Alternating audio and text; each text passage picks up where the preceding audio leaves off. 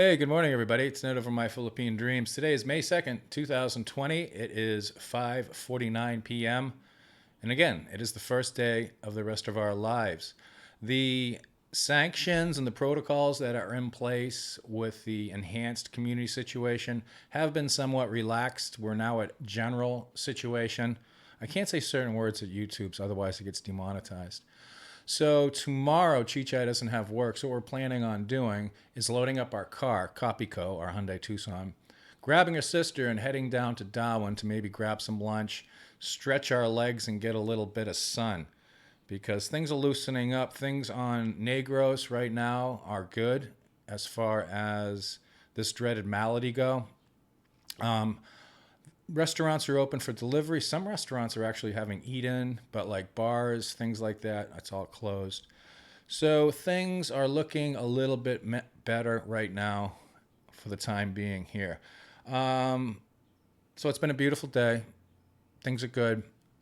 Unfortunately, this morning I found out that an expat who I've known ever since I got here, again, almost 7 years, um, is no longer with us. And his name was Dan. I'm not going to say his last name, but he was an avid mountain biker. And if you've been in Dumaguete for a while, you probably know him. I used to refer to him as Mountain Bike Dan. He's actually in about 3 of my videos. I did a video on his apartment way back when. I did a video on a couple of bike tours that we took up to Valencia. Now, but Dan was a very good mountain biker, and I was not a very good mountain biker. And the back trails from Dumaguete to Valencia are pretty brutal. What's really interesting, though, and this was the first time he showed me this and he taught me this, you're driving around Filipino towns, Filipino cities, and you don't realize that there's all these other villages set back from the road, dozens of them. You know, there's literally like thousands of people living in areas that you can't even see from some of the main roads. So we used to go. We get up early in the morning because you don't want to be biking, at 10 o'clock in the morning and getting back at 1 o'clock in the afternoon because you'll die of heat prostration. So we'd go up in the early morning, have a cup of coffee up there with a bunch of other Filipino mountain bikers that was part of their exercise regimen, and I got to meet a bunch of them. And then we'd head back, and then I'd usually take a shower, turn on the air conditioning, and collapse, and it would take a little while to recover. Dan, like I said, he was about my age. He wasn't an older guy. He was, middle-aged, late middle-aged, I guess we are at this point. And he was a member of the program. And, he was having some difficulties with some things. It seemed like he was always trying to find himself. He used to go on trips. He spent a lot of time in Israel. Because I don't know if he had Israeli citizenship, dual citizenship or something. But he spent a lot of time in Israel trying to find himself, trying the religious routine, all that stuff. And I don't know, just something happened. And yesterday he just ended it. And they found him in his apartment. And now the people are desperately trying to find next of kin contact information in the United States so that his family can be notified and so the situation can be addressed as far as recovering his body, his remains, bringing him back to the United States, having him cremated here, whatever it may be. Now, this isn't the first time, and the reason I'm doing this video, not just because Dan was a nice guy, and he was a friend, and we used to go out to lunch sometimes and, shoot the shit and all that. This isn't the first time this has happened, that somebody has passed away in the Philippines and left no next of kin information for the people that they know, so that when this stuff happens, this has happened 4 times that I know of in just the past 2 years.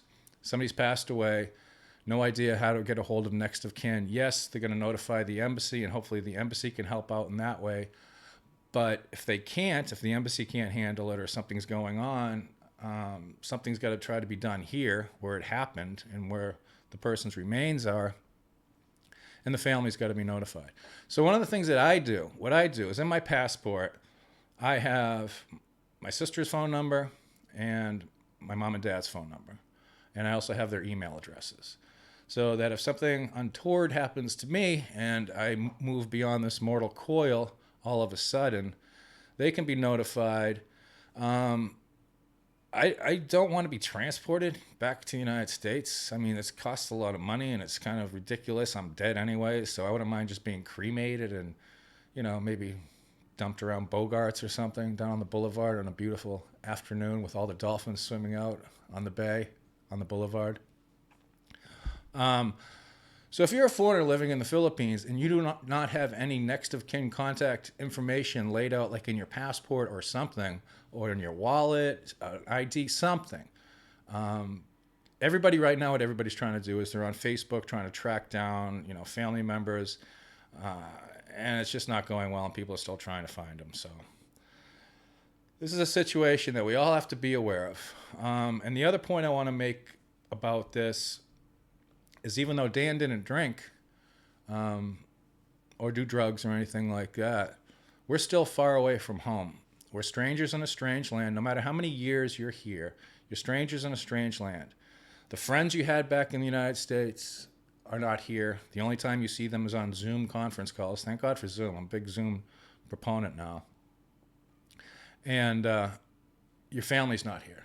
The people that know you best, the people that are going to tell you, that know you and can recognize certain things, certain behaviors, certain patterns of thought, catastrophic thinking, magical thinking, all that stuff, and have the wherewithal to confront us, to tell us the things that we need to hear, even though we don't want to hear them. That's the job of family.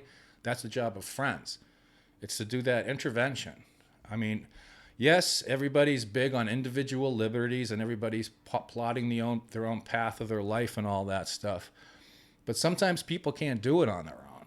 Sometimes people are in certain places that they just don't have the tools, the resources, the mental capacity, the physical capacity to deal with things. So they need to reach out. They need to reach out. Me and Chicha, this has nothing to do with this. Me and Chicha watched that movie Crash last night, the one with Matt Dillon.